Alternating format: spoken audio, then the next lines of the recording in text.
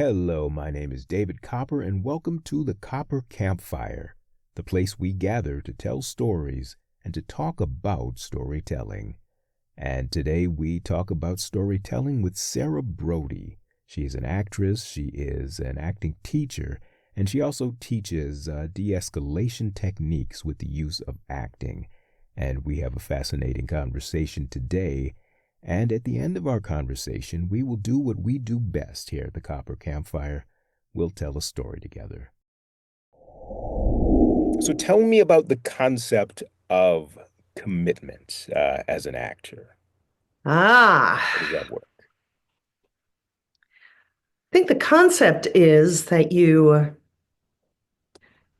throw yourself in hook, line, and sinker, right? You just every part of your being has to believe what's going on and what you're saying and how you feel about it, or how the character feels about it. hmm Because, I mean, so I guess the thing that got my mind thinking about commitment was I was listening to some interview with Will Ferrell, and he was talking about when he first went into audition for Saturday Night Live. He was saying to himself, okay, there will be people here who are funnier than me, but no one is going to outcommit me as an actor. And I guess I'm thinking, when you're playing Ron Burgundy, Yeah. how do you commit, when you're playing somebody who is so far removed from, an actual person, it's got to be a challenge to commit to something like that. Yeah, but I would say on every le on maybe not every level, but on lots of levels, uh, most any character that you're going to play is coming from a heightened place of reality, right? Otherwise, it's boring, and why are we watching this? Right. So it's Right. always there's always something happening, right? Or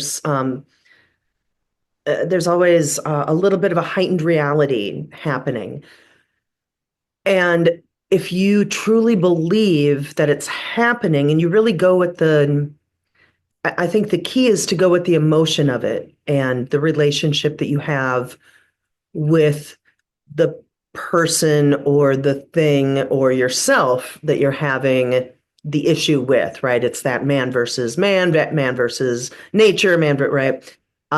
So whoever that man or woman is, um, sees it from an honest human place, where either as actors we can relate to that, or we can at least empathize or sympathize with it to make it as believable for people watching as possible. And unless you truly believe it, nobody else is going to either. Right. Right.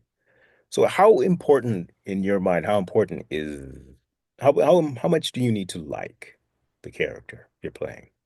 Oh, that rarely comes into play for me unless it's like a character that I really like. Oh, I really like this person. Right. Um, because then you get into, well, how do you play a villain, and how do you how do you find the humanity in that, right?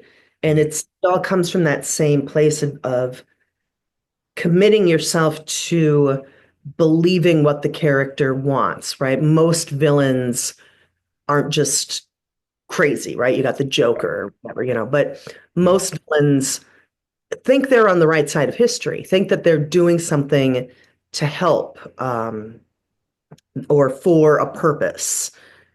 And you have to find the love of that purpose, or not even whatever the specific purpose is. There's some real bad people out there, right? Right. To find the character's commitment to their integrity about the cause, Okay. right? Okay. Because then you don't have to be oh, we're doing a movie about Jonestown, right? You don't have to be, well, Mhm. I really love Kool-Aid, right? And you don't have Right. to be, oh, well, I really love dictators, right? hmm Authoritarians or whatever. But you can come at playing a character like that from their devotion to their mixed up reality. Okay. Okay. Yeah, because I remember Kathy Bates was talking about playing I don't remember the character Right? name, but Misery, Yeah. the number one fan. And she was talking about how she invented this whole backstory in her mind about her character having been abused and having been, victimized in some sense. Because otherwise it was like, well, how else can I commit to being this horrible person? Sure. And I don't love the idea that in order to play a villain that mental health is always connected. Right, right. That and what's the chicken or the egg? What what came first to make that Right. adjustment? Um, but I see what she's saying, and that's definitely a way to get there, obviously. Hmm. Hmm. But again, she's looking for the humanity in she really wants to take care of this guy, right? Yeah. Hmm. So Hmm. she's coming at it from that, right? She's just what does Juliet say to Romeo? I'm too fond. I Right. can't. Woo! Hmm. Right? Hmm. Too much. Yeah. Yeah. Yeah. And we can relate with that feeling. We can notice that and go, "Oh yeah, that's how I was when I got the Taylor Swift tickets or whatever," Yeah. right? Yeah. Right. We can relate to those moments because we've all had those moments. Hmm. It doesn't have to match up exactly. Yeah. Never Okay. going to Okay. match up exactly. Right. Right. Right. Okay. Okay.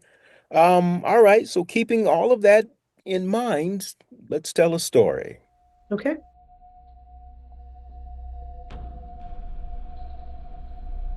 Hey, my name is Max. I record messages for a living. Actually, it's a little more complicated than that. I enable people to send messages to themselves. More specifically, I enable people to send messages from their current selves to their younger selves. Yeah, it's a pretty good living. A typical day starts out with me sitting them down in front of the camera, getting them to relax. And then I turn all the equipment on, and, well, that's when the magic begins. Okay, Emily, are you ready? I guess so. All right, we'll start in three, two, Can I tell her about stuff? stuff. Yeah, like stuff that's going to happen, high school graduation, 9/11, Game of Thrones. Sure, tell her whatever you want. Nobody will know except you and you. As far as she knows, it's 1983 and you're just a guidance counselor, welcoming her to a new school year. So I'm also wondering if I can mention certain financial entities. Yes, you can tell her to invest in Microsoft, and it's not considered insider trading. Thanks. Yeah, we get that all the time. I suppose. As a lawyer, I should know that, but it's not a topic that comes up a lot in family law. Understandable. Okay, so if you're ready to go, we can start taping in three, two, one. Hi, Emily. I'm your guidance counselor, Mrs. Wanstaff. Welcome to Harrison Junior High. Based on your previous grades and your scores on the aptitude tests, we feel you've got a lot of potential.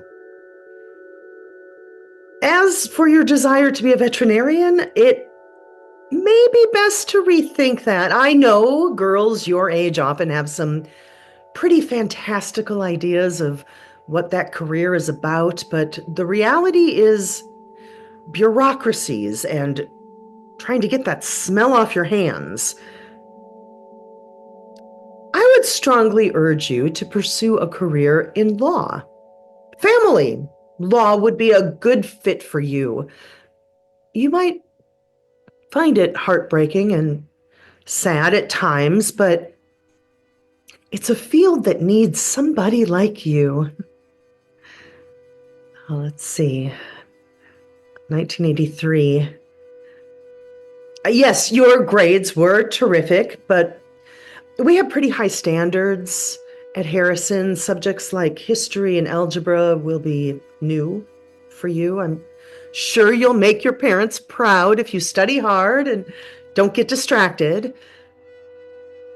And stay away from that creep, Tommy. And don't feather your hair out. I know it's the 80s, but just don't. I know college seems a long way away right now, but before you know it, it'll be 1984 and oh, God, 1984. Dad.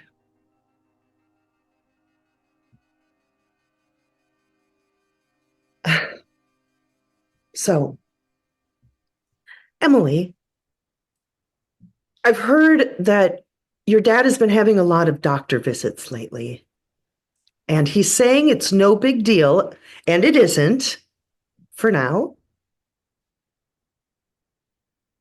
I guess what I'm trying to say is it would be a good idea to be prepared for change for everybody. You, mom, your pain in the ass little brother. As for dad, well, as you know, he's got a birthday coming up, and I know he's excited about that Styx concert in November. It would really mean a lot if you went to the show with him. Yeah, I know, you're busy, and you'd rather hang out with your friends, and that Mr. Roboto song is stupid, but I think your dad would love it. Maybe buy him a t-shirt. I have a feeling he'd wear that t-shirt for the rest of his life. Bye, Emily. Even if the next couple of years get tough, you'll make it through. I promise. All right, time's up, Emily. How did you feel about that? I forgot to tell her about Microsoft. Kind of slipped my mind.